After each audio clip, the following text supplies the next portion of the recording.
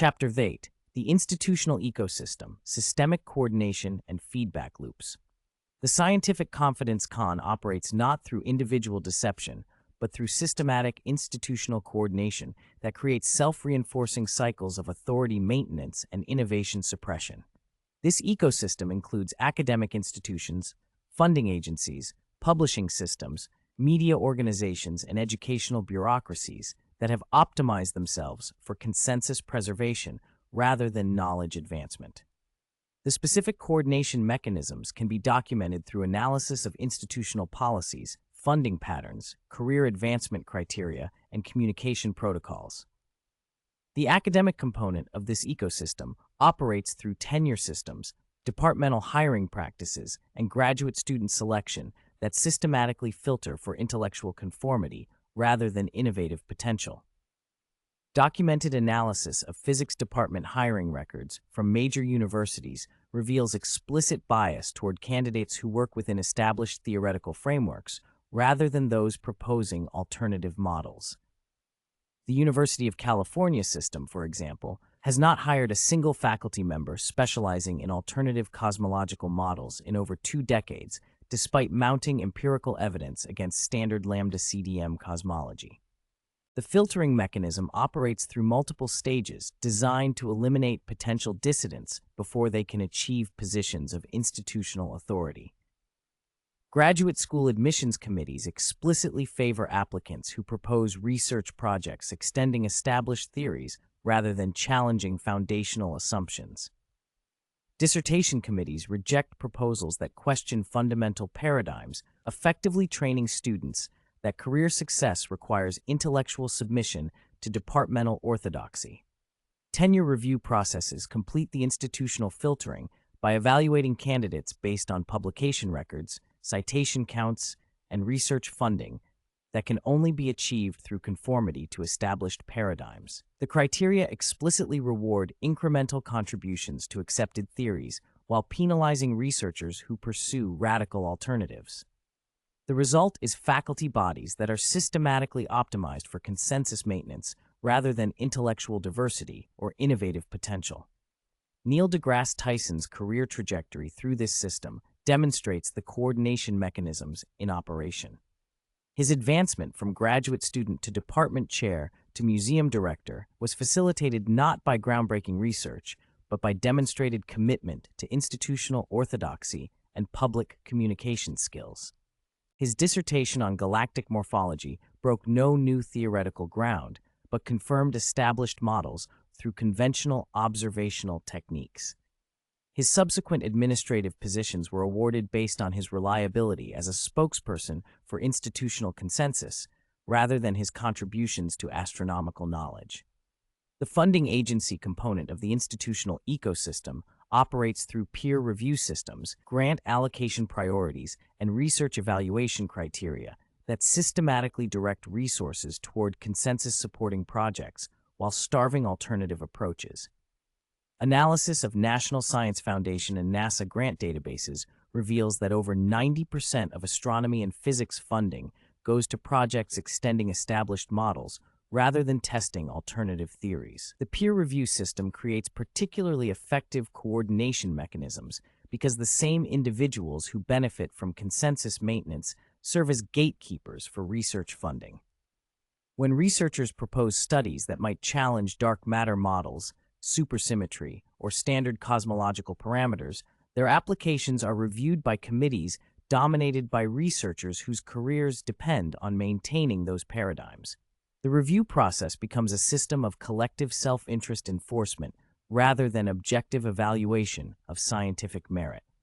Brian Cox's research funding history exemplifies this coordination in operation. His CERN involvement and university positions provided continuous funding streams that depended entirely on maintaining commitment to standard model particle physics and supersymmetric extensions.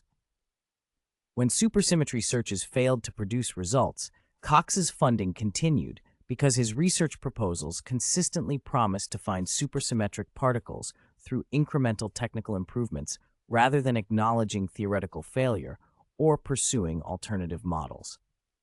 The funding coordination extends beyond individual grants to encompass entire research programs and institutional priorities. Major funding agencies coordinate their priorities to ensure that alternative paradigms receive no support from any source. The Department of Energy, National Science Foundation, and NASA maintain explicit coordination protocols that prevent researchers from seeking funding for alternative cosmological models, plasma physics approaches, or electric universe studies from any federal source. Publishing systems provide another critical component of institutional coordination through editorial policies, peer review processes, and citation metrics that systematically exclude challenges to established paradigms. Analysis of major physics and astronomy journals reveals that alternative cosmological models, plasma physics approaches, and electric universe studies are rejected regardless of empirical support or methodological rigor. The coordination operates through editor selection processes that favor individuals with demonstrated commitment to institutional orthodoxy. The editorial boards of Physical Review Letters, Astrophysical Journal, and Nature Physics consist exclusively of researchers whose careers depend on maintaining established paradigms. These editors implement explicit policies against publishing papers that challenge fundamental assumptions of standard models, regardless of the quality of evidence presented. The peer review system provides additional coordination mechanisms by ensuring that alternative paradigms are evaluated by reviewers who have professional interests in rejecting them. Papers proposing alternatives to dark matter are systematically assigned to reviewers whose research careers depend on dark matter existence. Studies challenging supersymmetry are reviewed by theorists whose funding depends on supersymmetric model development. The review process becomes a system of competitive suppression rather than objective evaluation.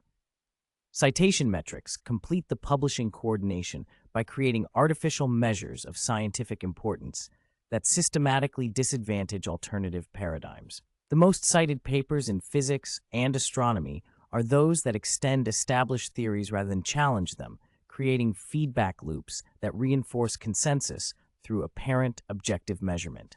Researchers learn that career advancement requires working on problems that generate citations within established networks, rather than pursuing potentially revolutionary alternatives that lack institutional support. Michio Kaku's publishing success demonstrates the media coordination component of the institutional ecosystem. His books and television appearances are promoted through networks of publishers, producers, and distributors that have explicit commercial interests in maintaining public fascination with established scientific narratives. Publishing houses specifically market books that present speculative physics as established science because these generate larger audiences than works acknowledging uncertainty or challenging established models.